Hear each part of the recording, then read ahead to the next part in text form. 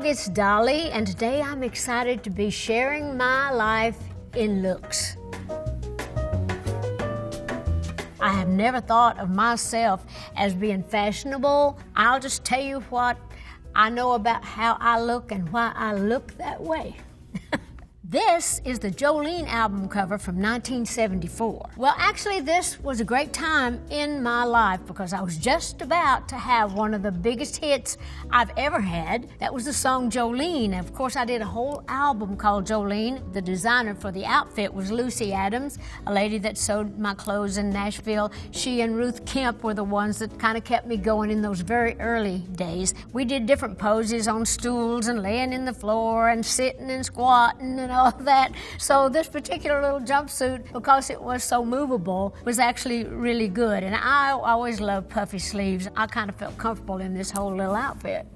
Well, this one, of course, was my first big crossover record. This is the cover from the Here You Come Again album. I might have put this together myself. It's just a shirt with a knot tied in my belly and a pair of blue jeans. But that big old puffy hair, I would imagine somebody probably said, why don't you do kind of like a little Marilyn look? Marilyn Manson, more like it. But anyhow, I was so hoping that this particular record, Here You Come Again, was going to be a hit because all of my fans in country, a lot of the people in the business were saying, Dolly, you're making a big mistake. You don't need to leave country music. I said, I'm not leaving country. I'll take country with me wherever I go because I am country. But I was so happy when Here You Come Again became my first million-selling record. So every picture and everything to do with that is real special to me.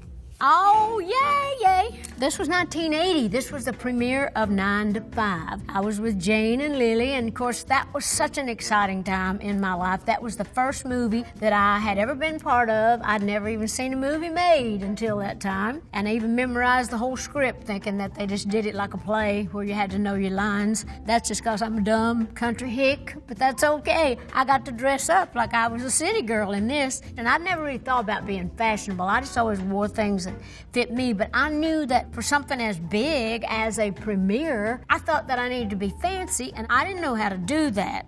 So Ann Roth, who designed all the clothes for 9 to 5, I asked her to do a dress for me, and she did. I thought it was a beautiful dress. I remember feeling really pretty, and I felt like that I was well-dressed and not half-assed like sometimes you are. And I just remember that was probably the first time I probably had ever really felt like that I was fashionable.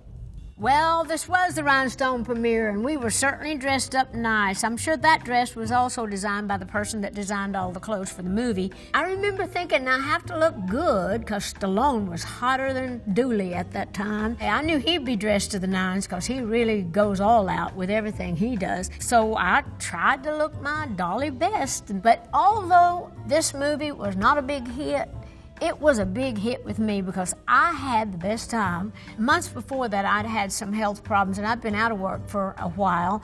This was my first time back to do any major things. And so Stallone, he is such a crazy person. He is so funny and so out there that he really lifted my spirits, and I wrote some of the best songs that I've ever written for that movie. So it just depends on how you look at success. This is a picture from 1987. I had a variety show that was on for a while, and Oprah Winfrey had come to do the show. I'd been on her show often, and I'd asked her if she'd come be on my show. And she said, well, you know, I can't sing. I said, oh, everybody can sing a little. So anyway, she was a good sport, and she came on. We had a choir and everything behind us, and we sang a little bit. And I remember us loving our outfits. This was designed by Tony Chase. He did all the costumes for my entire variety show. So this was one of my favorite little dresses. He was big and tall, and he was always trying to put me in all these clothes, had these big old shoulders and all that stuff that were so fashionable. I said, Tony, just gotta tone it down a little. There ain't nothing big about me but my mouth and my boobs. How you think I looked? That's what I thought. This picture was from 1988. This is from a Christmas at Home special I did. Oh, this is great. Well, of course, you can't go wrong with a choir. When I wear white, I always feel like I'm singing to God. But I also always loved Christmas, so always dress in the season. I have all my sweaters with the bells and the holly and the Christmas trees. So every day from like Christmas Eve till New Year's, I'll wear my Christmas clothes. And by the way, I have a new Christmas album called A Holly Dolly Christmas, What Else, coming out this very season. So I'm going to be doing a lot of shows, and I'll be wearing a lot of white, red, and greens, and I've got clothes already prepared for that.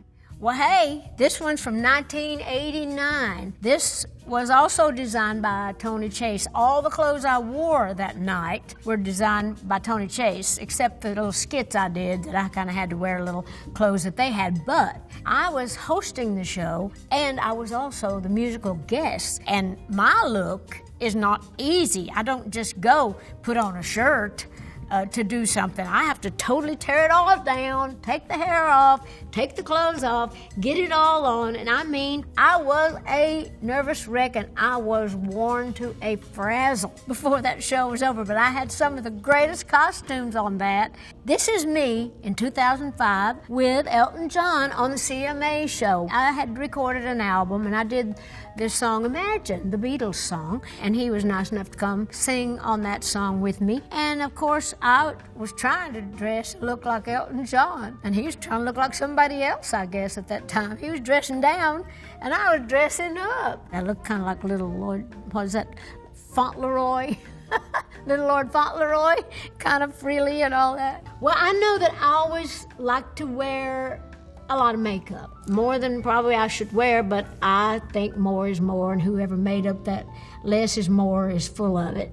Well, this is me at the Kennedy Center for the Kennedy Center Honors in 2006, and I was very proud to be part of that, because that is a very prestigious thing. I remember all these stars there and all these wonderful artists that were singing my songs, and they were making a big deal over me, and I was very honored, very flattered, of course. But I remember loving this dress that Robert did. My hair looked especially good, and that was Cheryl Riddle that did that hair. But this one was a very special night for me, and I wanted to look special and feel special.